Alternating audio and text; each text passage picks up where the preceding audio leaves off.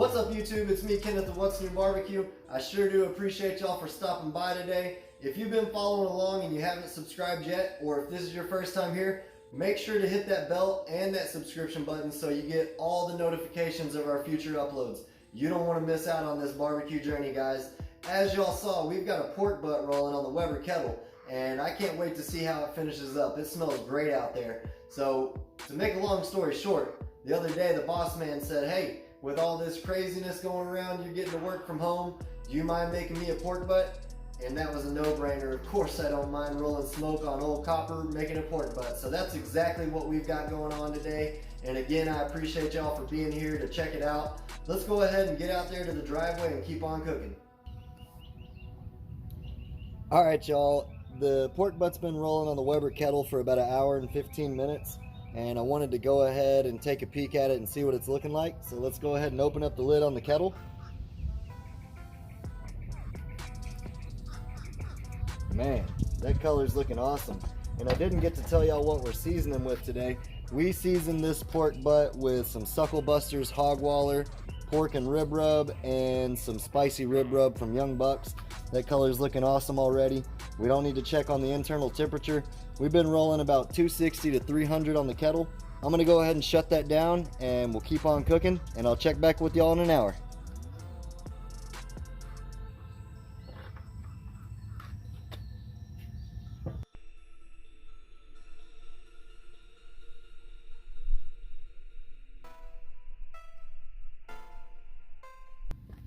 Alright everybody, we're about 1 hour later, and I told y'all we would check on that pork butt, so I want to go ahead and open the lid and see what we're looking like. Man, look at this color here, starting to get some good bark. The bark's almost set all the way. You can tell it's set when that seasoning doesn't move when you kind of scratch it with your finger there. We're starting to get some good fat breakdown here. I'm going to go ahead and shut this down. We're going to keep cooking for 1 hour more, and then we'll check the internal temperature and see what we're looking like. Alright guys, it's been about 1 hour and 15 minutes later. It's time to check on this pork butt and see what the internal temperature is looking like. That color is looking awesome. I don't expect to be close to where we need to be, but I do want to take a peek. Right under 110 degrees. I'm going to go ahead and shut this down and keep on cooking. I'll update y'all in 1.5 hours and we'll see what it looks like.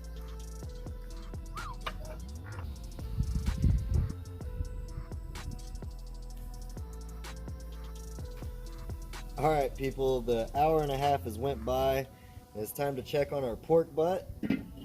And in between the last 1.5 hours and now, I went ahead and rotated the pork butt so we could get even cooking on it. And I've actually also been pouring a little bit of Dr. Pepper on it. I've done this twice so far.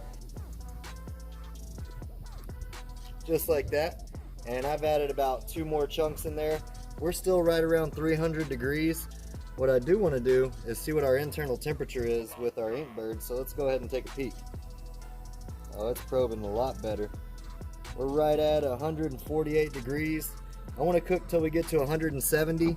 So I'm going to shut this bad boy down, and I'll catch up with y'all in about 1.5 hours, and we'll see what we're looking like. Man, it's so nice out here, smelling awesome. That pork butt's looking great. Now, I do want to let y'all know, about 15 minutes ago, I lit 10 coals, got them fully grayed over, tossed them in, and added a chunk of hickory, just to be sure when we wrap this pork butt that we have plenty of heat.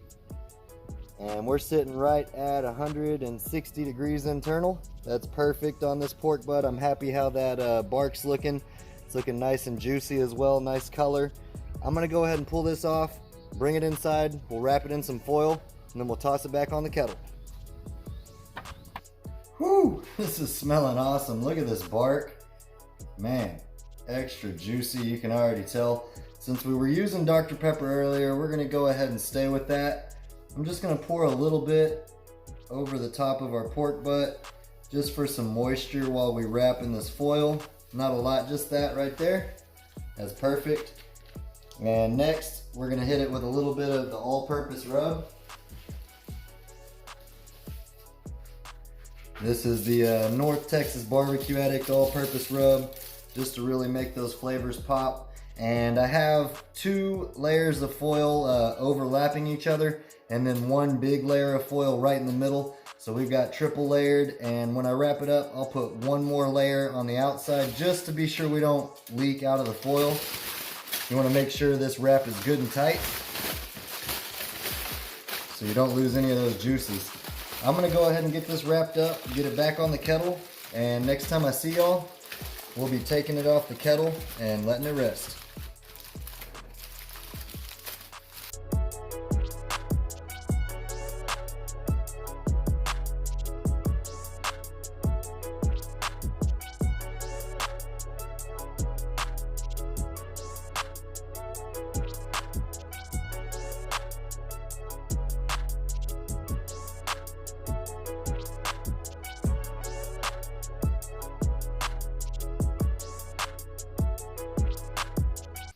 Alright guys, it's time for a taste test. Y'all saw towards the end there, pulled apart just simply with 2 forks, extra tender, extra juicy.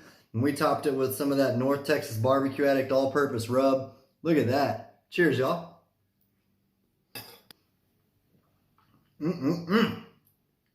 Wow, extra smoky. You really can't beat the flavor that a Weber Kettle puts on your barbecue. And then you get that flavor from the Sucklebusters and the YoungBucks. Information down below in the description box, guys. That's all I got today. If you haven't already, grab you a Weber Kettle or just grab you a pork butt and throw it on the smoker and make something creative with it. Until next time, guys, y'all keep on barbecuing.